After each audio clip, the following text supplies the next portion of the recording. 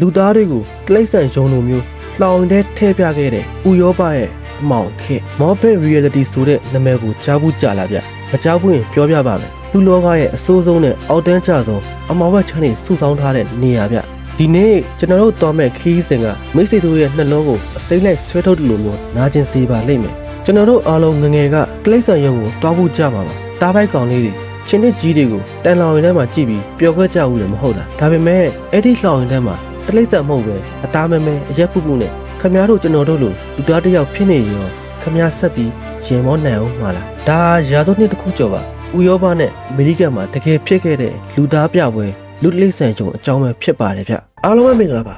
BN Share တို့ channel ကနေပြန်လည်ကြည့်စုလိုက်ပါတယ်စိတ်ဝင်စားစရာကောင်းတဲ့မှုခွင့်အကြောင်းအရာတွေကိုဆက်လက်ရှာဖွေတင်ဆက်ပေးသွားပါမို့လို့ channel လေးကို like and subscribe ပြုလုပ်ပေးခဲ့ကြပါအောင်ခင်ဗျဒါဖြစ် let's go အိုတာဘန်ကသူဟာကွန်ဒိုတောနယ်ထဲကပြကမီမျိုးနဲ့စုဝင်လူငယ်တယောက်အရက်က9ပေတောင်မပြည့်ဘူးသူရဲ့ရိုးရာရတွားတွေကိုခြုံထားတာကလွဲကျွန်တော်တို့လိုပဲတွေးနဲ့သားနဲ့နှလုံးသားနဲ့လူသားစစ်စစ်ပါကင်ဂျမာဆိုးကဘေဂျီယန်စစ်တပ်ကသူတို့ရွာကိုဝင်စီးရနေမှာစတာပဲဥတာဟာဇနီးနဲ့သားသမီးတွေမျက်စိရှိမှတဲ့တက်ပြက်ခံလိုက်ရပြီသူကတော့ကျုံကုန်တွေလက်ထဲပါသွားခဲ့ပါတယ်အဲ့ဒီကမှတစ်စစ်စင်ဂျူရဲ့ဖာနာလို့ဆိုတဲ့အမေရိကန်လူယူပွဲစားတစ်ယောက်ကထူးစတဲ့တဝါတစ်ကောင်လိုဝယ်ယူပြီးအမေရိကန်ကိုခေါ်လာခဲ့ပါတော့တယ်ဗျ1904ခုနှစ်စိန်လိုရဲ့ကမ္ဘာကုန်စည်ပြပွဲရဲ့မနက်ခင်းတစ်ခုဟေးလာကြည့်ကြဆိုရဲ့အာဖရိကတောနယ်ထဲကတကယ်လူသားစားဘလူးကတွားတွေကိုကြည်စမ်းတံမိုးတွေကိုချုံနေတာပဲဆိုတဲ့အော်ဒန်တွေကြဲကြဲလောင်းလောင်းထွက်ပေါ်နေပါတယ်အမေရိကန်လူလူတွေကအိုတာကိုလှောင်ထဲထည့်ပြီးဝိုင်းအောင်နေကြတယ်အိုတာကတော့တန်တန်စီးရိုးကိုကန်ပြီးသူနားမလဲတဲ့ဘာသာစကားတွေနဲ့အော်ရနေတဲ့လူကိုကြည့်ပြီးတောက်တကြငေးကြည့်နေရှာတယ်သူတို့ကအိုတာကိုဓာတ်ပုံရိုက်ချင်ငါးဆင့်ငါးပြားတောင်းခိုင်းတယ်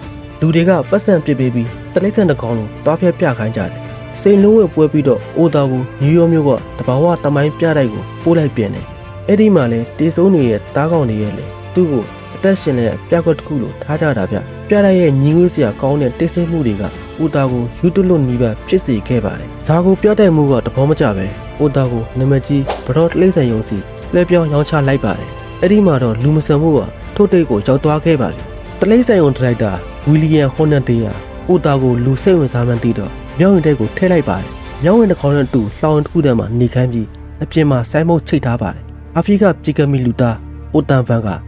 ရက်4ပေ17လက်မှအသက်23နှစ်ကွန်ကိုလွတ်လပ်တော်နိုင်ငံကာဆိုင်မြင့်ဝမ်းမှဒေါက်တာစင်မြူရဲ့ဖာနာယူဆောင်လာသည့်ဘဲဖြစ်ပါတယ်ကြည်စမ်းနောက်တော့တော်တော်တူတာပဲဒါလူနဲ့မြောက်ကြားကတော်တော်ပဲနေမှာလို့လူပြူတွေကခလေးတွေရောလူကြီးတွေရောလှောင်ပြောင်ပြီးမြေဘဲကုန်းတွေငပြိုးတိခုတွေနဲ့အိုတာကိုပြစ်ပေါက်ကြပါတယ်အိုတာရဲ့ရင်ထဲမှာတော့နာကျင်မှုတွေအချက်တရားတွေကမိတော်လိုပေါက်ကွေးလူနီးပါဖြစ်လာခဲ့ပါတယ်နောက်ပိုင်းမှာတော့လူမျိုးဖွဲ့စည်းတွေကကန့်ကွက်လွန်းလို့တောင်ရင်တဲကနေလှုပ်ပေးခဲ့ပေမဲ့တလိမ့်ဆန်ယုံထဲမှာပဲရှောက်သွားနေရတော့မှာပဲအိုတာကရုံးကန်တဲ့အနေနဲ့သူ့ကိုလာစားနောက်တဲ့တူတွေကိုခဲတွေနဲ့ထုတာရံမူတာတွေလုံတာလို့နောက်ဆုံးမှာတော့လိမ့်ဆန်ယုံကနေမော်တိုလိုက်ရပါတော့တယ်အချိန်ကြီးကုန်လွန်ခဲ့ပြီးအိုတာဗာဂျီးနီးယားပြည်နယ်ကဆေးရကြီးစက်ရုံတစ်ခုမှာအလုပ်ရခဲ့ပါတယ်သူဟာမြန်မာလိုပြောရရင်လူရဝဲအောင်ခြုံတက်နေတဲ့သွားတွေကိုဆရာဝန်နဲ့ပြန်ဖြတ်ပြီးတဖုံးဆုတ်ခဲ့ရပါတယ်နောက်ပြီးသူအင်္ဂလိပ်စာသင်တယ်ပတ်စံတွေစုတယ်ရွေရတက်ကတစ်ခုလေငါအိမ်ငါမိမိအာဖရိကကိုပြန်မဆိုတဲ့မျှော်လင့်ချက်ဒါပေမဲ့